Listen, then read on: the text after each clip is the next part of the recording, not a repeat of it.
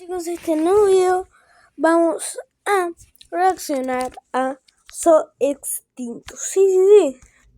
Ahí, So Extinto. Yo solo quería ver su foto de ver a So Extinto. Vamos a reaccionar al video llamado La única vez que la historia que el agua fue más segura que la tierra. Ok, veamos. Parece haber una regla tácita en la naturaleza, según la cual la vida en los océanos y mares siempre debe ser mucho más aterradora que la vida en tierra. Se observa hoy en día, y también a lo largo de la historia. Incluso en la era de los dinosaurios había pesadillas acuáticas más espeluznantes que Tyrannosaurus rex o los dromeosáuridos, por ejemplo. De hecho, es bastante difícil encontrar un momento en la historia de la Tierra en que sería mejor estar en el agua y no en tierra firme. Sin embargo, sí hubo un breve periodo de tiempo, antes incluso de que existieran los dinosaurios, en que tus posibilidades de supervivencia eran probablemente mejores en los océanos y mares, porque casi todo lo que estaba por encima del agua, incluso la naturaleza misma, eran atroces y espeluznantes a lo máximo. La época lopingiense. Para ser más claro, esta fue la última época del periodo pérmico, y se desarrolló entre hace 259 y 251,9 millones de años, por lo que limita con el periodo Triásico. También lleva el nombre común de Pérmico tardío. Era uno de esos periodos de la historia en los que la Tierra era irreconocible en casi todos los sentidos, incluso en cuanto al paso del tiempo. La Tierra entrega energía rotacional a la Luna, entonces en el pasado rotaba más rápido, y los días del lopingiense duraban solo 22 horas, lo que aumentaría la confusión. La geografía tampoco se parece. La Tierra entrega energía rotacional a la Luna, entonces en el pasado rotaba más rápido, y los días del lopingiense duraban solo 22 horas, lo que aumentaría la confusión. Este changuito, ahí, ahora soy este chango. La geografía tampoco se parecía en nada a la actual, ya que la mayor parte de la masa terrestre estaba unida como el supercontinente Pangea. O sea que África, América, la Antártida, India, Australia y partes de Eurasia estaban conectados. Solo hacia el este se podían encontrar masas de tierra de tamaño decente, libres de las garras de Pangea. La isla más grande estaba formada por la actual Siberia, Kazajstán y el norte de China, mientras que hacia el sur se encontraba otra isla, compuesta por el sur de China y varias regiones del sudeste asiático. Además, Turquía, Irán y Tíbet también eran sus propias islas, estando rodeadas por el océano Tetis al sur y por el Paleo Tetis al norte. Juntas, estas dos masas de agua eran innegablemente grandes, pero no eran nada comparadas con el superocéano al oeste de Pangea, Pantalasa. Este océano prehistórico no se parecía a nada anterior ni posterior, ocupando más del 60% de la superficie terrestre, el doble del tamaño del océano Pacífico.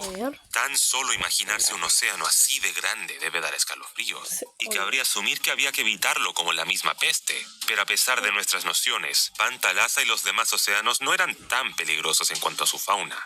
Claro, había tiburones, como habían evolucionado 200 millones de años antes. Y si eres un entusiasta del pérmico, puede que te estés imaginando a Helicoprión, un tiburón de 8 metros de largo, que se ha convertido en una especie de ejemplo de la megafauna marina del pérmico, que icónicamente poseía una de las bocas más extrañas e inquietantes de todos los tiempos, que consistía en un grupo de grandes dientes de la mandíbula inferior, dispuestos en una espiral.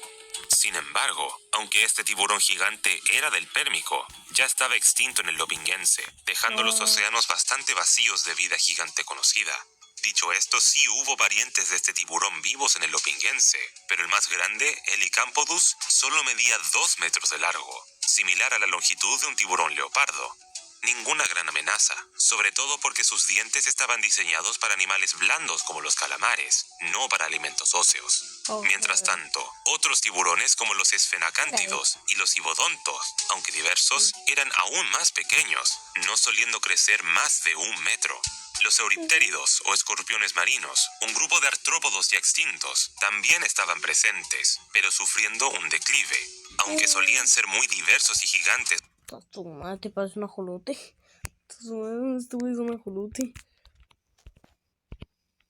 Durante el periodo de devónico ahora estaban al borde de la extinción, al no haberse recuperado nunca del todo del evento de extinción devónico.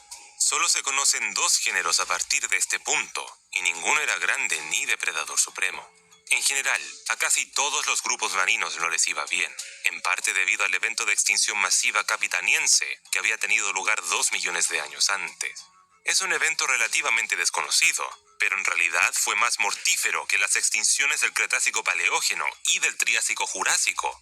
Afectó a toda la vida de la Tierra, pero la vida marina se llevó la peor parte, por lo que durante el Lopingiense se podían ver algunos trilobites, amonoideos y cefalópodos merodeando, pero no en gran número ni tamaño, y las cosas solo iban a empeorar para la vida marina, pero eso lo veremos más adelante. En este momento, las aguas del Pérmico tardío no parecen tener mucha gracia, pero uno debería agradecer de ello, porque en tierra firme no habrías tenido descanso. Al igual que en el agua, la extinción capitaniense había devastado la vida terrestre, pero esta se recuperó mucho más rápido, y más encima se volvió algo más peligrosa que antes, ya que la extinción acabó con los antiguos reyes de la Tierra, los dinocéfalos, dejando la puerta abierta para nuevos dominadores del ecosistema.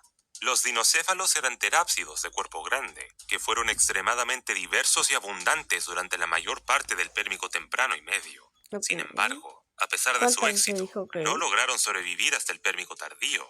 Muchos grupos tomaron ventaja de esta ausencia, pero un grupo en particular sacó los mayores beneficios a costa de los demás, los gorgonópsidos.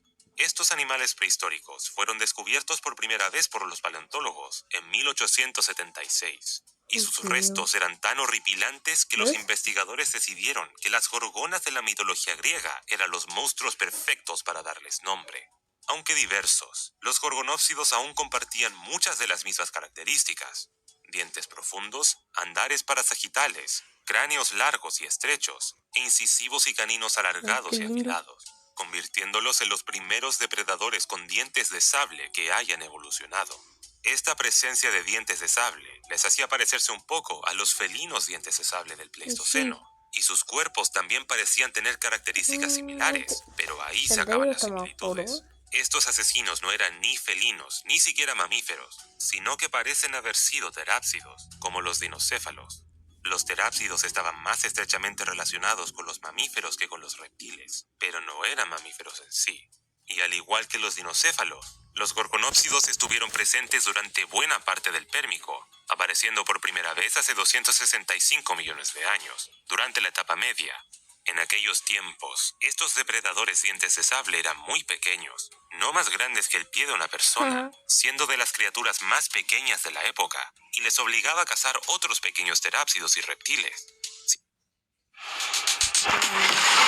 Crecieron a lo largo del tiempo con cada nuevo género que evolucionara, hasta que explotaron en tamaño a finales del Pérmico, tras la erradicación de los dinocéfalos, lo que finalmente condujo a la aparición del gorgonópsido más grande de todos los tiempos, Inos transevia. Este depredador no solo era el más grande de su grupo, sino también el mayor depredador terrestre de finales del Pérmico, con rezos excepcionales que sugieren que los adultos podrían haber medido más de 3,5 metros de largo, mientras que pesaban más de 453 kilos, equivalente al tamaño de un gran oso, aunque en promedio los individuos eran más comparables a los tigres. Además de ser mucho más grande que la mayoría de los gorgonópsidos, Inos transevia también estaba construido de forma distinta, teniendo extremidades increíblemente largas y resistentes, lo que la hacía duradera y sorprendentemente rápida, permitiéndole superar a una variedad de herbívoros medianos y grandes.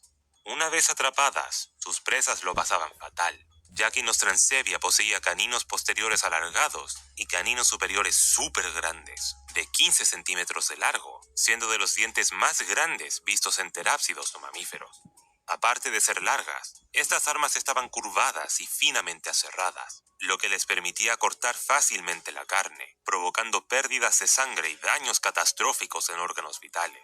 A pesar de ser claramente letal, no se sabe al 100% cómo Inos transevia cazaba, Las dos teorías principales son que o bien arrancaba cuellos tal como el futuro Smilodón, o mordía repetidamente durante la caza, dejando que la pérdida de sangre acumulada y el shock eventualmente las matara.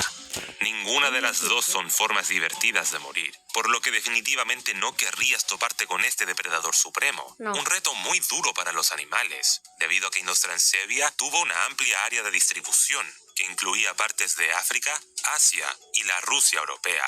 Este dientes de sable también parece haber sido muy adaptable, porque comúnmente aparecía en una multitud de biomas muy diferentes, como las cálidas llanuras aluviales en el sur de África o los fríos desiertos áridos en Rusia, donde el socorro solo se encontraba en los ocasionales lagos poco profundos y bosques poco densos que consistían en peltaspermales, la flora dominante de finales del Pérmico. Debido a que vivía en estos fríos desiertos, algunos paleontólogos creen que también podía tener pelaje, aunque esta idea no está confirmada. Tener un gorgonópsido gigante merodeando por ambos hemisferios de la Tierra habría sido bastante malo, pero el Pérmico tardío fue hogar de mucho más que solo Inostrancevia, con docenas de especies conocidas, muchas de las cuales vivieron en la Rusia europea también, incluyendo el más pequeño Pravoslavlevia y el mediano Sucogorgón, dando lugar al dominio completo de los gorgonópsidos sobre muchos ecosistemas, donde cada herbívoro, sin importar su tamaño, tenían un gorgonópsido como su principal depredador, haciendo de la Rusia pérmica uno de los últimos lugares que querrías visitar. Aunque, en realidad, era mucho peor en el sur de África, donde toda una familia de gorgonópsidos gigantes había evolucionado independientemente, junto a Inostrancevia, Rubigine. Mientras que Inostrancevia era el gorgonópsido más grande de la historia por sí solo, Rubigine era la familia más grande por promedio de sus miembros, los que se distinguían por sus cráneos robustos, la ausencia de un hueso para esfenoides, la regeneración frecuente de dientes, y dichos dientes estando profundamente aserrados. O sea, que podían haber sido incluso mejores para cortar que los de Inostrancevia. También eran bastante corpulentos, y algunos se acercaban mucho en tamaño a Inostrancevia, como demuestra Rubidgia atrox, una especie de gorgonópsido que vivía en lo que hoy es Sudáfrica y Tanzania, que llegaba a medir 3 metros de largo. Su tamaño por sí solo lo convertía en un depredador supremo dentro de su entorno, pero lo que era realmente impresionante y amenazador era su cráneo, que representaba más del 15% de la longitud total del cuerpo de un individuo, sin mencionar que los cráneos recuperados eran todos extremadamente gruesos y tenían signos de protuberancias óseas, lo que indica que este depredador estaba hecho para morder y luchar con poderosas presas de gran tamaño. Eso sí, por coincidencia, al igual que Smilodon 250 millones de años después, Rubidgia no tenía una mordida muy fuerte, con reconstrucciones que indican una fuerza de mordida de alrededor de 715 newtons, solo un 20% más potente que la de un lobo, mostrando lo bien diseñados que estaban sus dientes para perforar sin esfuerzo la carne y la dura piel. Tal como Inostrancevia, Rubidgia había sido capaz de alterar ecosistemas enteros por sí solo, pero por desgracia para todos casi nunca estaba solo. Las pruebas indirectas sugieren que habitualmente coexistía con otros miembros de su subfamilia, constando de 9 géneros, todos ellos de tamaño mediano a grande. Por si esto fuera poco, ahora se cree que también coexistió con Inostrancevia misma, ya que ambos estuvieron presentes en el sur de África a finales del Pérmico. Dado su tamaño similar y su constitución bastante parecida, los dos probablemente compartían el mismo nicho depredador, lo que podría haber provocado frecuentes conflictos. Este era realmente el planeta de los gorgonópsidos, y su presencia dominante en tierra hizo del agua una opción definitivamente más segura. Pero para enfatizar más la idea, debo mencionar que el Pérmico tardío fue también hogar de muchos otros depredadores, que eran una pesadilla por derecho propio, siendo el ejemplo más notable los pterocéfalos. En una tendencia emergente, este clado también eran terápsidos, y se originó durante el Pérmico medio, aunque a diferencia de los gorgonópsidos, no habían alcanzado tamaños tan grandes en esta época. Sin embargo, sí estaban igual de extendidos, y de hecho eran más diversos, encontrándose especies en Rusia, la Antártida, África y China. Unos pocos incluso eran herbívoros, pero la gran mayoría eran depredadores. Entiendo. Visualmente eran muy semejantes a los gorgonópsidos, ya que ambos tenían cráneos relativamente grandes y planos corporales similares. Pero había diferencias clave. Los pterocéfalos tendían a tener cráneos más anchos y profundos, dientes rectos y más pequeños, cuerpos más cortos y estructuras más compactas. Y además, como se ha dicho, eran más diversos, por lo que muchos desarrollaron técnicas de caza que no se veían en los gorgonópsidos, e incluso existía la posibilidad de que un par de ellos, específicamente Ichivengops y Ocambersia, del tamaño de un perro, fueran venenosos, lo que, Wow. de ser cierto, los convertiría en los primeros tetrápodos que desarrollaron veneno. Ah, si vuelvo 2 años, estoy muertísimo. También había otros que se interpretaban como criaturas semiacuáticas, como los íctidos zúquidos, ¿Qué? mientras que otros eran totalmente terrestres y cazaban grandes animales con unos dientes de sable inusuales, como los escilacosáuridos. Pero de todos los pterocéfalos, el que más destacaba era Moscorrinus, un depredador del porte de un jaguar, con una cabeza del tamaño de un león, equipada con numerosos dientes cónicos muy afilados. Su cabeza desproporcionadamente grande sugería una mordida bastante fuerte, y los paleontólogos creen que cazaba sus presas inmovilizándolas con sus poderosas patas delanteras, antes de infligir daño con su potente mandíbula. Los registros fósiles muestran además que Moscorrinus era el pterocéfalo más abundante a finales del Pérmico y uno de los únicos no gorgonópsidos que alcanzó el estatus de depredador supremo, tal vez incluso reemplazando a los gorgonópsidos en determinados entornos. Eso sí, aunque no tuvieron tanto éxito como Moscorrinus, sí hubo pterocéfalos más grandes, como Megawaitzia, un pariente lejano de Moscorrinus de 3 metros de largo, que merodeó por la Rusia europea durante la primera mitad del Openguense. Hasta la fecha es el pterocéfalo más grande conocido, y basándonos en las heces fosilizadas, o coprolitos, sabemos que probablemente se alimentaba de grandes decinodontes, a los que podría haber matado utilizando veneno.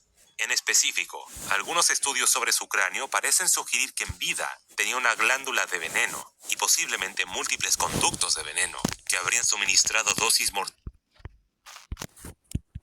a la presa mientras la mordía. Sin embargo, debido a que los restos de su presa suelen estar en mal estado, esta afirmación no está totalmente aceptada en la comunidad de paleontología.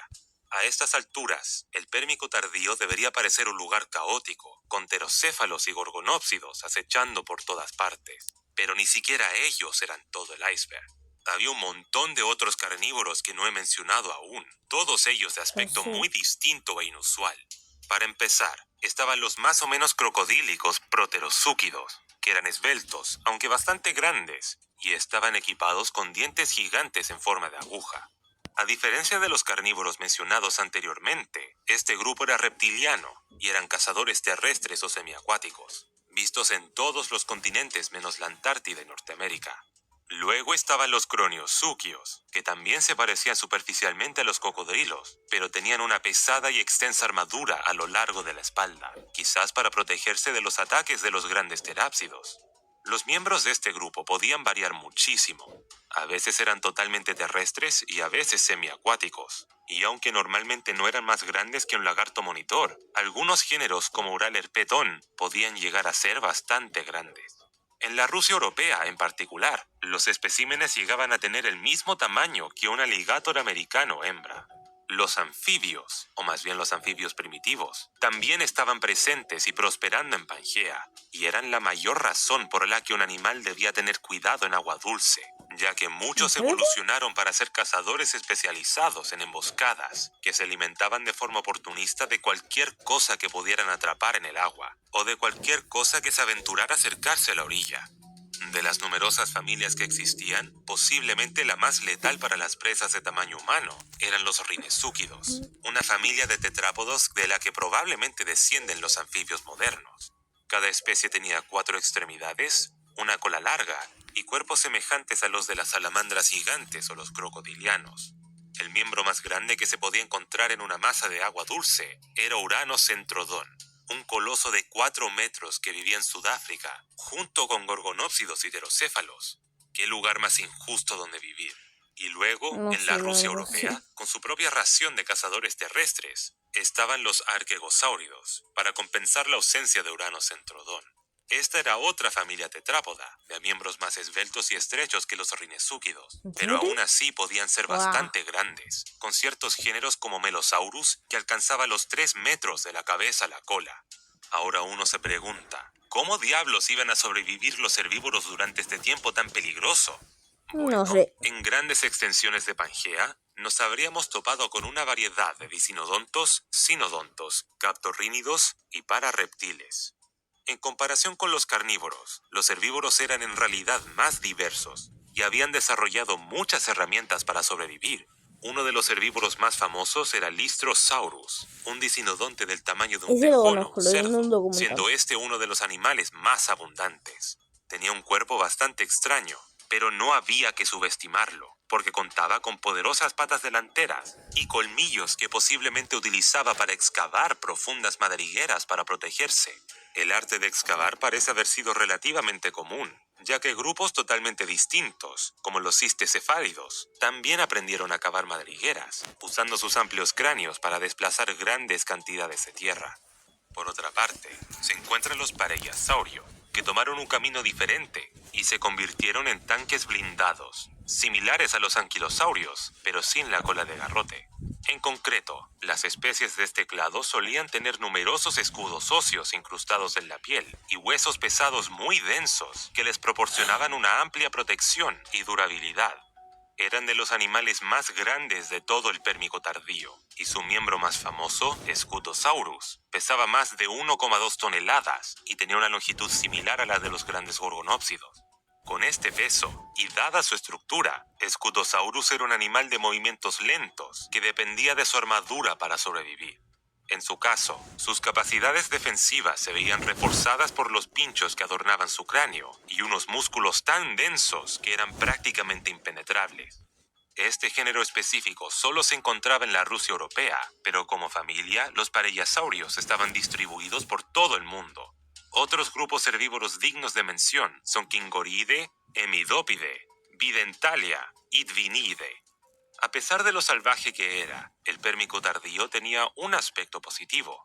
A diferencia del Mesozoico, en el que había pterosaurios gigantes capaces de comerse a los dinosaurios, el Pérmico no tuvo peligrosos gigantes patrullando el cielo.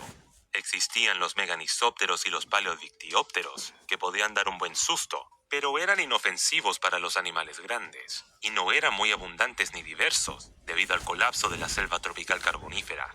De todas las cosas que volaban, los animales más grandes eran probablemente los Weigeltisauridae, una familia de reptiles planeadores que no crecían más que un murciélago grande.